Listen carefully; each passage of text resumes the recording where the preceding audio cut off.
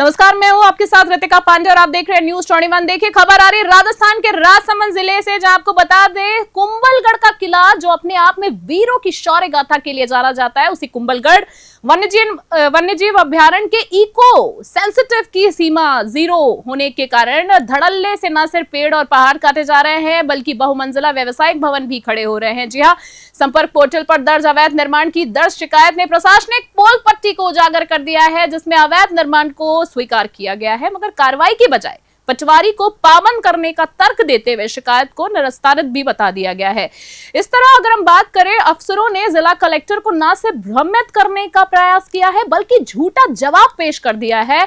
अवैध निर्माण को लेकर वन और राजस्व महकमे द्वारा दिए गए नोटिसों के बाद क्या कार्रवाई की गई है, उसके विस्तृत रिपोर्ट जिला कलेक्टर डॉक्टर भंवर लाल ने तलब करने की बात कही है। वहीं अगर हम बात करें कुंभलगढ़ दुर्ग के परकोटे की, जहां पर सीमा पर बन रही बहुमंजिला होटल न सिर्फ प्रशासनिक कार्य शैली पर सवाल खड़े कर रही है बल्कि इको सेंसिटिव जोन का भी जो माहौल है बनकर रह गया है। इस पूरे मामले में हमने जिला कलेक्टर साहब से बातचीत करना चाहेंगे, पर उसके पहले हम आपको एक बार फिर से बता दें, जिला कलेक्टर डॉक्टर भंवर लाल ने बताया है कि इको सेंसिटिव जोन के साथ सुप्रीम कोर्ट भी स्पेशल गाइडलाइन लेकर आए, जिसके तहत 1 किलोमीटर की परिधि में कोई भी नया निर्माण खनन नहीं किया जा सकता है। फिर भी कुछ जगह अवैध निर्माण हो रहे हैं, जिसकी शिकायतें जन सुनवाई के सामने आई है।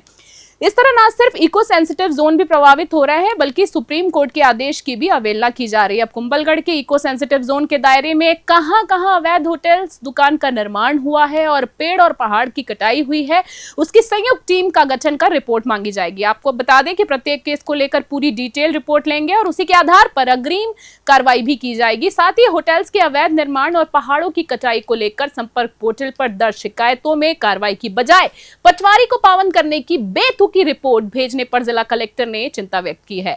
कलेक्टर साहब ने कहा है कि संपर्क पोर्टल पर दर्ज शिकायतों की नियमित रूप से रैंडम जांच करते रहे, मगर इको सेंसिटिव से जुड़ी शिकायत में इस तरह का जवाब देना गलत है। इसकी दोबारा तथ्यात्मक रिपोर्ट मांगते हुए सख्त कार्रवाई की जाएगी। और इस खबर पर ज्यादा जानकारी के लिए हमारे साथ जुड़ेंगे फोनों पर डॉक्टर भंवर लाल, जो कि जिला कलेक्टर है राजसमंद से। डॉक्टर साहब, सबसे पहले मैं आपको बहुत बहुत नमस्कार करना चाहूंगी।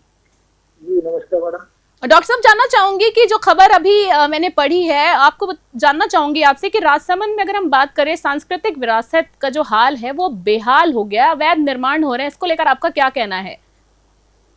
जो हमारा कुंभलगढ़ क्षेत्र है, जहाँ जो कि इको सेंसिटिव जोन भी डिक्लेयर किया हुआ है और इसके जो 1 किलोमीटर की परिधि है उसमें नए निर्माण पे रोक लगी हुई है और इसमें कुछ प्रकार की शिकायतें अभी जन सुनवाई में भी सामने आई थी।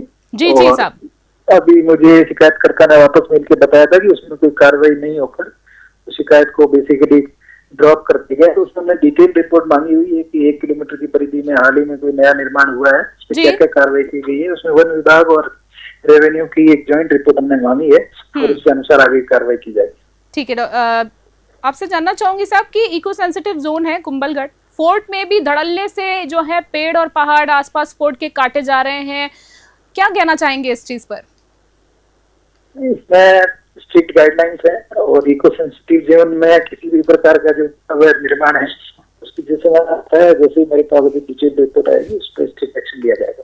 साहब, इसी बीच में आपसे जानना चाहूंगी कि आपको फर्जी रिपोर्ट भी भेजी गई है। सबसे बड़ी बात है कि फर्जी रिपोर्ट आप तक पहुंची है, आपको भ्रमित करने का प्रयास किया गया है, क्या कहना चाहेंगे? शिकायत का पूरा विवरण निकालकर जिस अधिकारी ने रिपोर्टिंग की है उसके खिलाफ प्रॉपर एक्शन लेंगे। सर, ये हम एक्शन जो है आपसे जानना चाहूंगी कि कब तक देखने के लिए मिल सकता है, क्योंकि काफी बड़ी बात है, आप एक जिम्मेदार पद पर है, अगर आपके साथ इस तरीके से हो रहा है तो आम जनता कहाँ जाए? इसका जल्दी से अगले 7-8 दिन के अंदर पूरी डिटेल रिपोर्ट मंगाते और जो भी अधिकारी जिन्होंने अगर इस तरह की रिपोर्टिंग की है उस पर प्रॉपर एक्शन होगा। जी, क्योंकि मैं ये भी जानना चाहूंगी इसी बीच आपसे कलेक्टर साहब कि पाबंद करने के बाद भी पाबंद कर दिया गया था, आपने पहले भी पाबंद करवाया था, उसके बाद भी अवैध निर्माण नहीं रुक रहा है, क्योंकि आपने बहुत बढ़िया तरीके से पहले कार्रवाई की थी इस मामले में जब शिकायत आई थी आपके पास। आपके पाबंद करने के बाद भी अवैध निर्माण जो अभी तक चल रहा है, सबसे बड़ी बात है बहुमंजिला व्यावसायिक भवन भी खड़े हो रहे हैं। रिपोर्ट में जो भी चीज आएगी उसी हिसाब से हम लोग प्रॉपर कार्रवाई करेंगे और कोई भवन अगर पाबंद करने के बाद भी नया निर्माण चला है तो उसमें जिम्मेदारों के खिलाफ कार्रवाई की जाएगी। कहने का मतलब है कलेक्टर साहब की जिम्मेदारों के खिलाफ जो भी इस कार्रवाई के बीच में शामिल होंगे उनके खिलाफ कार्रवाई जो होगी पूरी तरीके से की जाएगी। कलेक्टर साहब, हम बहुत बहुत धन्यवाद देना चाहेंगे कि आपने अपना समय दिया और हम चाहेंगे कि हम अगली बार फिर हम किसी अपडेट के लिए आपसे जरूर जुड़े और आपका फिर से हम थोड़ा सा समय चाहेंगे इस पूरी जी, कार्रवाई। धन्यवाद। बहुत बहुत धन्यवाद देना चाहूंगी। तो हमारे साथ थे डॉक्टर भंवर लाल, कलेक्टर साहब हैं, जो कि राजसमंद से। आपने देखा कि कुंभलगढ़ की मैं बात कर रही हूँ, कुंभलगढ़ अभ्यारण्य की सीमा पर व्यावसायिक भवनों के निर्माण, अवैध खनन, पेड़ों की कटाई को लेकर वन विभाग की कार्रवाई नोटिस जारी करने तक ही सीमित होकर रह गई है। अगर हम बात करें, स्थिति राजस्व विभाग की है, जहां तहसीलदार और पटवारी द्वारा अवैध निर्माणकर्ता को नोटिस जारी करने के बाद अवैध निर्माण को ध्वस्त करने, आरोपी के खिलाफ दंडात्मक कार्रवाई करने की प्रकरण करना चाहिए। और बात करें इसी बीच वन विभाग द्वारा 1 जनवरी 2024 से अब तक 2 दर्जन से ज्यादा लोगों को नोटिस जारी किया जा चुका है, मगर उसके बाद भी कोई कार्रवाई नहीं हो पाई है। और सबसे बड़ी बात है, यही स्थिति तहसीलदार और पटवारियों की नोटिस की भी है। हम चाहेंगे कि देखिए क्या कुछ कहा है, सुनिए इस बाइट में। ध्यान है, कुंभलगढ़ इको सेंसिटिव जोन है और इसको लेकर सुप्रीम कोर्ट की तरफ से भी गाइडलाइंस जारी किए हुए हैं। जो 1 किलोमीटर की परिधि का जो क्षेत्र है उसमें किसी भी प्रकार के निर्माण की अभी अनुमति नहीं है। और जो आपने बताया, और पूर्व में भी कुछ केसेस ऐसे अलग अलग जन सुनवाई में भी हमारे ध्यान में आए हैं। और जो भी पूर्व में नोटिस जारी किए हैं उनमें क्या कार्रवाई है उसके हम लोग एक बार डिटेल मंगाएंगे। और एसडीएम और जो वहाँ पे फॉरेस्ट के अधिकारी हैं, रेंजर, उनकी दोनों की जॉइंट कमेटी बना के इस तरह के केसेस को चिन्हित करके उनमें क्या स्पेसिफिक कार्रवाई होनी चाहिए थी और अब तक कार्रवाई क्यों नहीं हुई, इसके कारणों को चिन्हित करके उस पर ठोस कार्रवाई करेंगे। एक जो परिवार दिया था उसमें सिर्फ छोटा सा मैसेज आता है कि भीलवाड़ा जो पटवारी है उनको पाबंद कर दिया गया, तो क्या ये सही निर्णय?